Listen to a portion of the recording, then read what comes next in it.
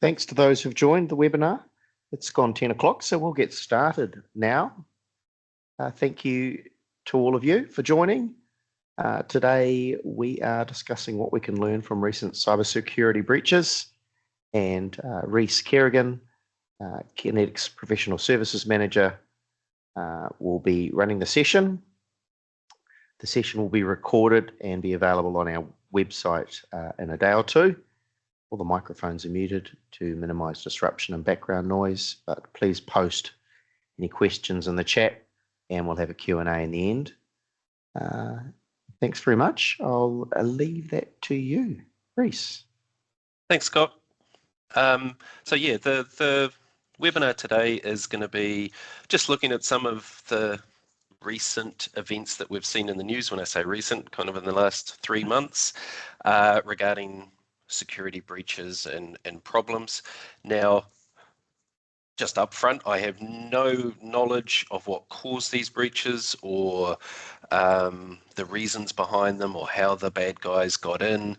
I really just want to look at what we've all heard in the news and then what lessons we can learn from that.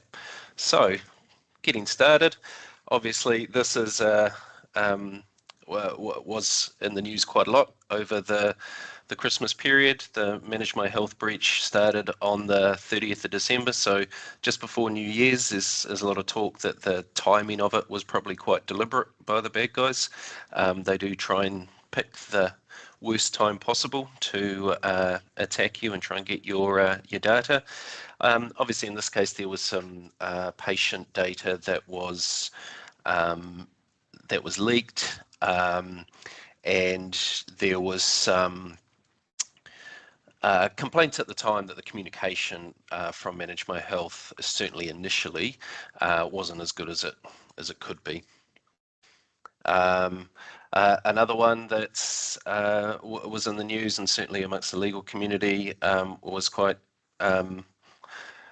It was one that we got asked questions about. There was a Napier law firm that again had some form of breach. Again, don't know any of the details on what happened, and obviously in all of these cases we're glad that we're not the one in the news. This one you might have missed. Woman loses $375,000 and moves to New Zealand in a fake Martin Henderson romance scam. We've all been there, haven't we? And another one recently related to health information. Politicians' names and Charlie Kirk was used or found within a Medimap database, raising questions about whether they'd had a breach and whether some form of hacktivist had got in there and changed records deliberately. So they're just a few of the headlines that we've seen in recent times. It has made the general media in New Zealand, which in a way is a good thing because I think it's raised a lot of awareness. But these sorts of breaches and hacks happen all the time, and they happen all the time to New Zealand businesses. And most of the time they don't make the news. And a lot of time, for obvious reasons, companies that are breached don't want it to be public knowledge. But what can we learn? So when you see these news headlines, what should you do? What questions should you be asking yourself? And what lessons can we learn from that? So I think the biggest lesson we can learn is just to have a plan. If you plan for something before it happens, at least if the worst happens, you've got some idea of what you're going to do and how you're going to approach it. You do need to understand the business impact. Obviously, technology these days is critical for most businesses regardless of the industry. But what would happen? What would happen if your systems were down, your key systems were down for a long period of time? I mean, most of the breaches, certainly the ransomware breaches that we see, I think the average downtime is typically around a week. So what would you do? What would you do if your key systems were down for a week? Is there mitigations? Could you go back to paper-based, or is there other things that you could do to get your business up and running? Have policies in place. So have policies in place now so that your staff are clear on what your expectations are from them regarding security, regarding the way they work. And just be prepared. My feeling around this is if you plan for the worst, hopefully it will never happen. And if you put plans in place, hopefully you'll never have to use them. One of the key things we saw, especially from the Manage My Health breach, was that communication is key. You want to be able to communicate early and communicate regularly. One of the complaints that we saw from the Manage My Health breach was that the GP clinics, who were the paying customers for Manage My Health, only found out that there was a breach through the media with everyone else. There was no internal communication to them as customers to say, hey, we've had this issue. So the way you need to plan for your communication is to make sure you've got an incident response plan. So what we call an incident response plan is your plan on what you're going to do if there's a cyber breach of some kind. Now, this is not an IT related or technical plan. And, I'll often hear our clients say, oh, well, Kinetics will look after that for us. We'll look after the technical side of it, but you need to have a plan on how the business is going to respond. Who are you going to tell? What are you going to say? And when are you going to tell them? And even how are you going to do it? If maybe all your emails, normal email and communication systems are down or potentially breached, how are you going to communicate? And who are you going to tell? Obviously, you need to tell your staff, but what are you going to say to your staff? And you might want to be telling your clients, again, what are you going to say?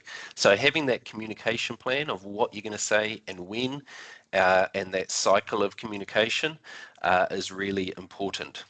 It's also really important to sort out your roles and responsibilities. Who's going to do what? One of the things we often see is that when there is some kind of breach, obviously the technical people are trying to figure out what's happening, and 10, 15 people from the organization are constantly trying to contact them going, what's happening? What's the update?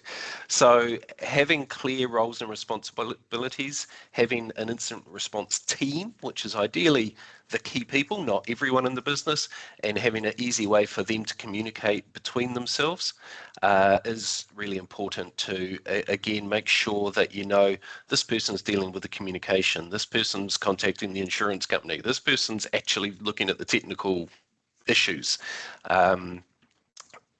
And this person is the executive sponsor, the other person who's going to make the decision. So if there's a ransom of, you must pay $1 million, it's not going to be your IT guy that makes that decision. So who is going to make that decision? And then if you've got this plan and you've got your roles and responsibilities, we would recommend that you test it, rehearse it much like a fire drill. Go through a bit of a scenario, a tabletop exercise, and make sure that everyone knows what their roles are and test it. Often we will write incident response plans for organizations with their help, and then when we test it, we come up with a load of improvements to it. Oh yeah, of course, we should do this before we do that, or we should have the finance person involved in this because they need to contact the bank, or whatever it might be. Measure and mitigate risk. So also a really good thing to do before you have any kind of breach is have a plan for a disaster recovery plan or a business continuity plan. So this is where you look at all of the systems you've got in place and how long you could live without them. And then you also look at all the risks, all the potential things that might happen and what mitigations you've already got in place, but also what mitigations you could have in place. Can you remove that risk completely? Can you mitigate against it? Can you add more and more mitigations? Or if you can't mitigate that risk, can you plan for if something happened to it? We've got these things already in place that will help if it does go down. So it's really important, again, to do that beforehand. Sometimes those mitigations are the simplest things. Like I said, might be a paper, or go back to paper timesheets. But it might also be, we'll save this critical information in a separate system, or we'll print this really critical contact information out and we'll keep it in a secure place, but at least we've got a copy of it. So again, planning from a disaster point of view, obviously a business continuity or disaster recovery plan is wider than just cyber attacks. It could involve, power outages, internet outages, system outages, but the risk that we see that is the highest impact and is the most likely to happen is a cyber attack, unfortunately. And the reason for that is there's big money in it for the bad guys, so it's big business for them. So what else do we need to think about? Modern protection. As I said, the bad guys, it's big business for them. They are making a lot of money and they don't care that you're a small law firm or a small business down in New Zealand. Your money's as good as anyone else's. So they are constantly finding ways to get your information, your data, your passwords, your personal information that you store. And as a result, we need to constantly be improving the protection that you've got. You've got to move away from antivirus onto EDR. So EDR stands for endpoint detection and response. And really the big difference between that is antivirus is like, I've got a dictionary of all the known viruses in the world, and I'm going to check this thing against my known dictionary. And if it's not in there, it must be good. The problem with that is these days with AI and other tools, the dangerous applications are constantly changing from minute to minute. So it will look different on my machine than it would on someone else's machine because they're constantly morphing. So antiviruses can never keep up. That dictionary is always going to be out of date. So antivirus isn't enough. EDR is different in that it looks at behavior. It goes, I've never seen that application before, but it's doing some strange things. It's trying to encrypt 100 files a second. That looks dodgy. I'll stop it. So that's one of the things we've seen. 2 years ago, we'd be saying EDR is probably a good idea. Now we're saying you must have it. Also, having 24/7 alerting and actioning on those systems is now becoming really important, if not a must-have. The bad guys, as we saw with Manage My Health, are going to choose the most inappropriate time for you to attack your systems and your accounts. So if it happens at 3 a.m. on Easter Monday, who's going to look at the alert that you might get and who's going to action it? So having that 24/7 response now is kind of a must-have. MFA is a non-negotiable. I think we're all hopefully used to MFA by now. It's annoying, but it's just a fact of life. Even in your personal life, your personal digital life, MFA is non-negotiable. Strengthening accounts with conditional access. So conditional access means you can't log into your system if you're in China. You can only log into it if you're physically in New Zealand. Or it might mean you can only log into the system if you're on a trusted device, which is, again, the way things that are going. So look at conditional access as well to protect the accounts. And the final one, I think, is probably the most important, which is education and training your staff. There was a recent survey that came out of Cordia that surveyed a number of New Zealand organisations, and 40% of them said they'd had a breach of some kind. They asked those people who had been breached or had been attacked, what was the number one lesson that they took out of it that they wished they'd done beforehand and that they were now going to do. And the number one thing they all said was they wish they'd educated their staff more around the risks, around the ways that the bad guys will trick them. So staff education is a key. It can't just be, well, we did it on when they started with the business, we did an induction and they were trained on that. It has to be constant. People forget, people need to be reminded, but also the way that the bad guys attack you is changing. We're seeing that with these AI deep fakes. We've seen attacks where they will try and fake people's voices and trick people into doing things. So education is a real key. Cyber insurance. I think cyber insurance is a necessary evil. You have to have cyber insurance. They provide much more than just the monetary recompensation. So it's important to know what your cyber insurance covers you for.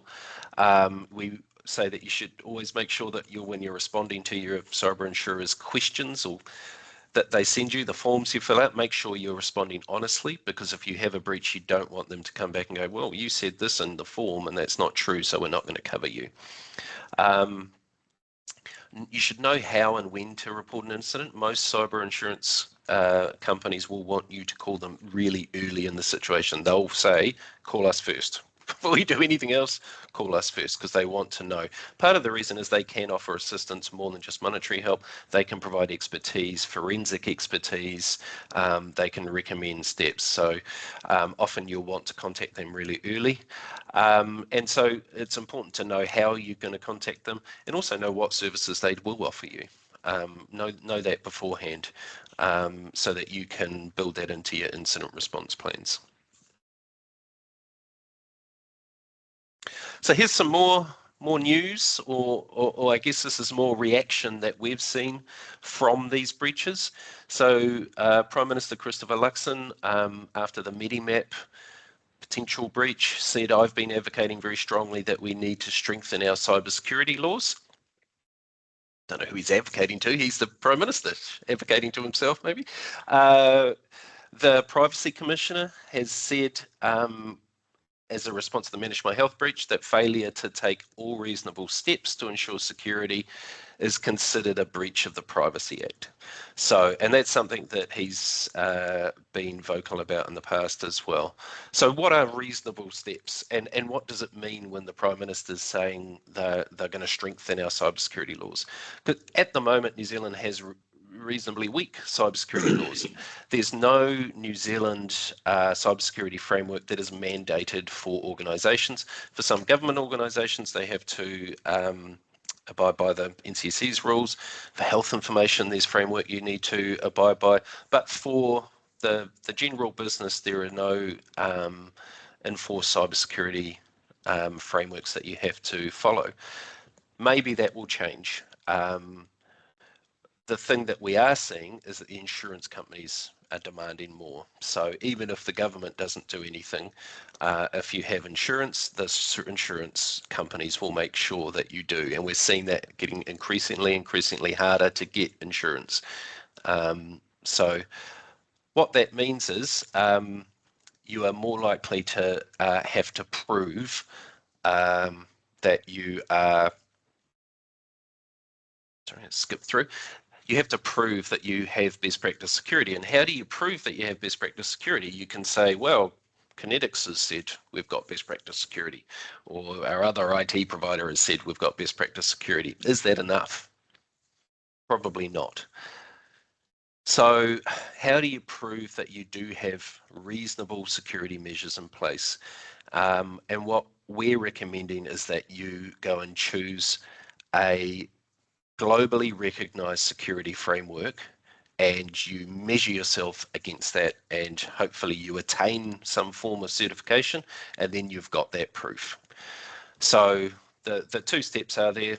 You choose a framework. There are a lot of frameworks out there, and some of them are big and ugly and expensive, but some of them might be relevant for your industry. Like I say, there's a health information one, but also there are ones that are actually designed for small business. So choose the right one and then put together a plan to measure yourself against it and then improve yourself against that framework.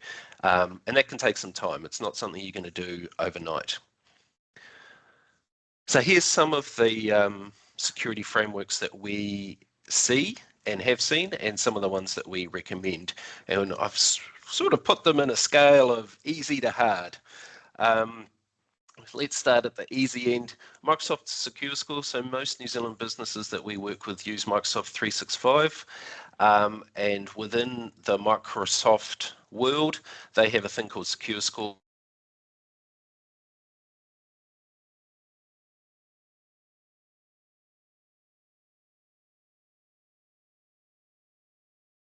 Well, Reese has gone mute, so I'm not sure what that's about. Tools. So I'll continue. You might have to. Reese, you've just gone mute for a while. You were explaining Microsoft Secure Score. Sorry, can you hear me? I can now. Yeah, sorry about that. It's a network glitch on my laptop. Great, I'll carry on. So yes, secure score is something that you can use to measure yourself against. Like I say, it's Microsoft centric view, but it isn't that hard to get your score up, improve your security, and then prove that from the Microsoft point of view, you've got best practice security. The next one up, which is SMB 1001, is one that we actually think is a really good idea for all New Zealand businesses. It is globally recognised, but it is designed for small to medium businesses, as the name suggests. It's a set of questions that you measure yourself against. And if you pass, you actually get a badge that says, yes, we are SMB 1001 certified. It has different levels: bronze, silver, gold, diamond, platinum. So you can start small and build up. So that's one that we recommend most organisations should look at. The other thing with all of these is I'd recommend you start small and move up. If you have nothing, maybe start with Microsoft Secure Score, then go to SMB. Each of them often overlap, well, they will overlap. So the work you've done in the previous one will help you get the next level up if you choose to do that. CIS controls is one that I find reasonably good. It's reasonably pragmatic. It's not too onerous. Again, it has different levels. It's just more. It's more around process and policy and procedure and those sorts of things. So it will be more onerous than SMB, but not quite as bad as the other ones. And then moving up, like I say, the health information security framework is a good one if you store health information, but it's reasonably big. And then NIST is a sort of American framework that you can work towards. It is quite comprehensive, will take quite a lot of work to work through. And then ISO 27001, I guess you would say, is the gold standard. It is a certification. You get audited, you have to pass it, you get that certification. But it is a lot of work and effort to get there. So that's, I guess, some examples of security frameworks that you might look at. And the reason you would do that is to prove that you have best practice security in place. So yeah, that's very quickly a summary of, I guess, the lessons we think we've learned from what we've seen in the media and the things that we recommend you should be looking at to help you reduce risk in your organization, prove that you've got best practice security, and just make sure that you're not the next one in the news. So yeah, as the screen says, unfortunately it will happen. It is the most likely risk in any business and has the biggest impact. Plan for it before you need it. Don't wait until the horse is bolted. Work together. This isn't an IT issue so much. It's more of an organizational risk issue and communication issue. And keep improving. As I said, the security that you need, that we would recommend today, will be different in a year's time or 2 years' time. And that is it. Thank you very much, Reese. That was very good. I was looking to see if there's any questions. I can't see any questions from participants, probably because you've covered things off quite comprehensively. I think I had some questions and you kept answering them through the session. I think not so much a question, but an observation, I guess. If you were breached or you were involved in some cyber event and you had a framework in place and you could respond in kind to say, hey, look, we have the standard in place, or we've been very diligent, we've been working towards this standard. I guess it does provide some level of confidence that this was already high on your agenda. Yeah, exactly. And I think that's also a good point. If you did have a breach and you went to your insurance company and said, hey, we've had this breach, and then they found there was something, not in place, they might go, well, we're not going to cover you, sorry, because you didn't have this. If you can go, well, actually, we were measuring ourselves, we did measure ourselves against best practice, we've been doing the right thing, I think that's much more less Okay. likely to happen. Yeah. A question here from Ron is, I guess this applies to all organisations, even if you don't hold any sensitive data like health or banks do. Yes. It's a good question because breaches are going to mean different things to different people. My take on that is, look, all organisation has intrinsic value. They might breach an organisation and inject themselves in the as part of a business email compromise and might redirect funds. Everyone has some funds of some sort which presents value. It might be they might be politically motivated or motivated to actually just be disruptive, depending on the type of business you are. Reese, you've probably had more experience you have had more experience in writing policies and going through these. Yeah, I think it is not just health information or sensitive information they're after. They're just after anything that holds value. So what holds value? Personal information of any kind. So everyone has a personal information of some kind on their system, whether it's HR information or just information about the staff. They're obviously interested in that because they see it as value. The other big thing that they will try and compromise you on is just that trust that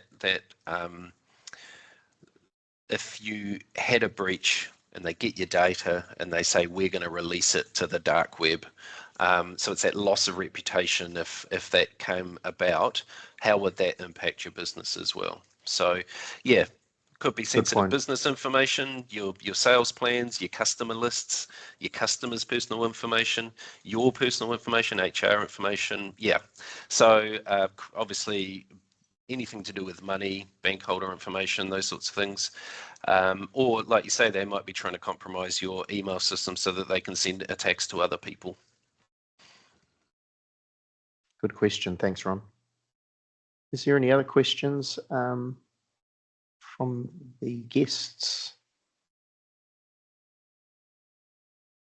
If not, that's been really helpful, Reese. I think a really quick but comprehensive summary of why planning for cybersecurity is helpful and how to mitigate that.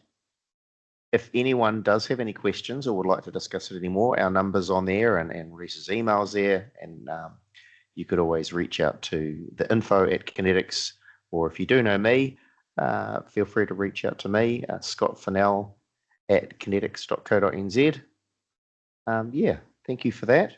And we look forward to seeing you again, either in person or at another webinar. Thanks again.